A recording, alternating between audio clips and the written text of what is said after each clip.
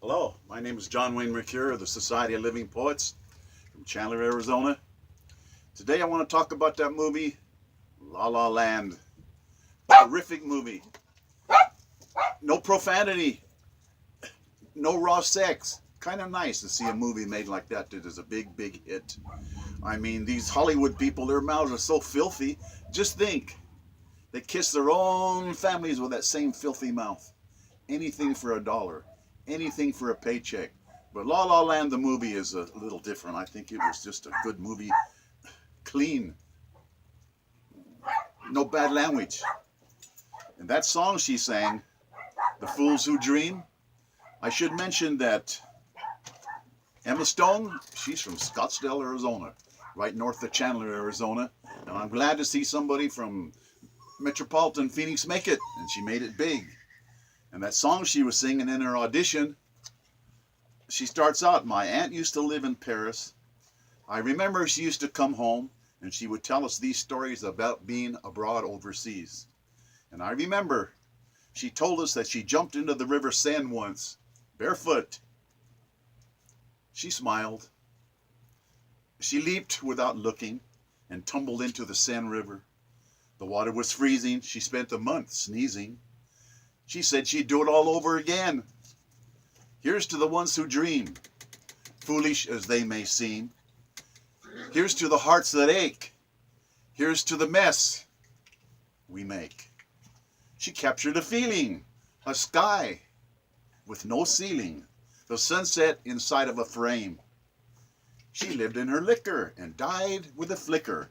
I'll always remember her flame. Here's to the ones who dream, foolish as they may seem. Here's to the hearts that ache. Here's to the mess we make. She told me a bit of madness is a key to give us new colors to see. Who knows where it will lead us? And that's why they need us. That's why you got to keep trying. So bring on the rebels, the ripples from pebbles, the painters, the poets, the plays. And here's to the fools who dream, crazy as they may seem. Here's to the hearts that break.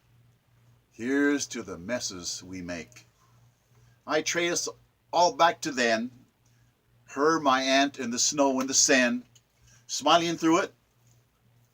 She said she'd do it all again. She really couldn't finish. I mean, she was really upset. It was her audition and she had to pass it, and she did. And we all have auditions in our life. You get them one way or another. If it's a job interview, if it's some kind of evaluation, some performance review, we all get evaluated. And those are very stressful, those auditions. This sonnet number 1126 is about auditions and following your dreams. If you're young and you want to make it, you got to go where the money is. The money's not in a small town. The center of the world is in New York City and Los Angeles. Better go where the action is, where the big money gushes. San Francisco, Paris, London, Rome. Jump in, sink or swim. Plan on innumerable rejections. You get rejected maybe 1,000 times before you find success. Embarrassments, humiliations. Be ready. Be competent. It has to be the right time. And you have to know the right power players. Steady nerves. No time for stage fright. Facing dragon slayers. Thousands of people vying for the same role, the same part, the same job. Thousands want that job. Only one can have it. Diamonds, glory, fame, and status. Rise above the slobs and the snobs. Open season meat market, casting couches. And if you won't, the girl down the hall will. Lecherous old men. Action requiring perfection. No time for amateur auditions. Who do you know? What have you done for us lately? They're risking millions of dollars on you. Do you have what it takes? Can you run the race with passion? The splendid movie La La Land describes Los Angeles perfectly. Horrid LA traffic. No one can get anywhere. You might as well get out and dance. Wait tables. Play the piano. Dream big. Hang on desperately. Hate the shame of rejection. Practice your best performance. Practice, practice, practice. It's just like Brad Pitt said. You know how you get to Carnegie Hall? Practice. It's so good to see Scottsdale, Arizona's Emma Stone shine brightly. Seeing Ryan Gosling's terrific job as Noah in that great movie, The Notebook. And Nicholas Sparks is a terrific writer. And Ryan Gosling was great in that movie. Ryan Gosling can really dance and play the piano. True artistry, bringing jazz to life again, was John Legend and his maestro artwork in that movie La La Land. John Legend, he was great. Mia, an excellent dancer and singer. Outstanding facial expressions. Mia and Sebastian, two soulmates following magnificent obsessions. Mia and Sebastian, lovers meant for each other, drifting apart. How many times has that happened to all of us? We have dreams, and the dreams cause us to drift apart, to not be together. An awful ending. The ending is awful. Mia marries somebody else. Sebastian's broken heart. A real Shakespearean tragedy without death's cruel finality. Real soulmates deprived of each other. Life's bitter insanity. To lose your soulmate forever. Betrothal is sacred. Romance lost. Just suppose your soulmate is with somebody else. It's too high a cost. Chase your dreams wherever they take you. Aim for the stars. Embrace success, money, fame. People now know who you are. Face loneliness, I guess, with somebody else. Money is a cold master. Sometimes you don't wind up with anything more than money. You don't know who loves you and who doesn't. You don't know if they love you for your money or for your fame, or sometimes money is all you have. Some people think it's enough. Anyway, those of you that are trying for auditions, don't give up any more than Emma Stone did, any more than Liza Minnelli did. The sonnet number 1127 is about another audition, and I didn't think anybody could do it better than she did. Liza Minnelli singing a song in cabaret called Maybe This Time. Maybe this time I'll win. You get a tryout. You compete. You're standing all alone on the stage, dreaming big dreams. Are you prepared? Will you be the newest rage? Have you enough talent? Have you enough poise and confidence? What about nervousness? Stage fright? Can you face an audience? The queasiness of the stomach, sweaty palms, trembling, shaky voice. Forgetfulness of your lines? Are you truly ready? Will you rejoice? Now is the time. This is the venue. A few people are listening. How hard you have rehearsed, working yourself to death, singing and practicing and practicing. The year in the movie, 1931.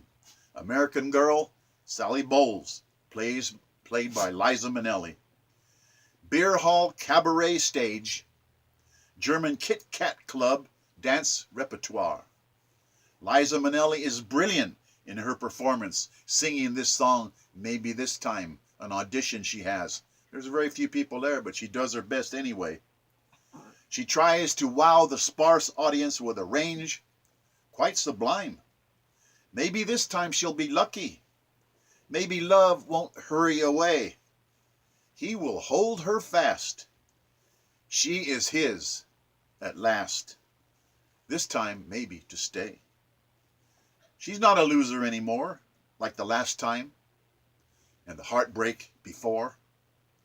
Cannot lost lovers see anguish and sorrow walking out the door? Everybody loves a winner, she said. So nobody loves loser, lonely me. Nobody loves me, I'm a loser. Sally Bowles trying to make it as a singer so desperately. She has tried so hard, the odds have got to be in her favor. Any time now, something's bound to begin a starlet's future. It's got to happen. Happen sometime. Sometime, Liza will win. Quit? She cannot. She cannot quit singing. Giving up her dreams is a sin. Never give up. Never. Take the abusive rejection. Try not to despair. Forever getting knocked down. Getting up with a prayer. Nobody could sing the song Maybe This Time like fabulous Liza Minnelli. Check it out on the internet. It's beautiful. The Nazis were shutting down all depraved cabaret-like debauchery. Brown shirts. Sturmabteilung. The SA. Filling all the front seats. Scowling. Evaluating. Taking names. Fascists of brutal hate. Getting ready to shut them down. Cabaret 1972 is an absolute masterpiece. It's a great movie. It's timeless. Insanity was ruling Germany. Days of fascism, murdering Germany, a warning for all of us to see. Slaying freedom, plunging a naive world into catastrophe. Copyright on this is May the 5th, 2017.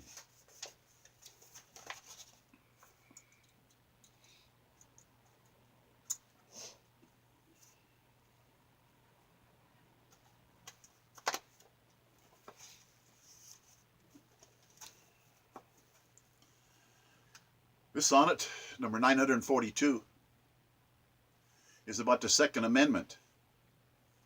A lot of you have not read the Bill of Rights, and you need to. I asked a university graduate, she was in a university at the time, I asked her to name the 5 fundamental rights guaranteed by the First Amendment. She couldn't do it. She could only name 2. What? You don't know the freedoms that are guaranteed by the First Amendment, and the First Amendment is guaranteed by the Second, the right to keep and carry a weapon. George Washington, the father of our country, he said, a free people ought to be armed. It's your right to be able to defend yourself and your family. You can't wait on the police for 30 minutes. Your family is at stake. And a lot of people don't believe in the Second Amendment, and I'm telling you, you don't understand. It says the Second Amendment shall not be infringed. What does that mean? It means everybody can have a gun. And you say, that's terrible. No, it isn't. America has a lot of enemies.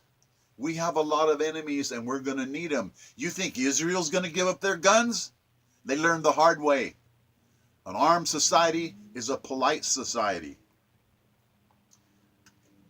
Now, these 20 helpless innocent children and 6 adults that were massacred recently, there's plenty of finger pointing, assigned blame.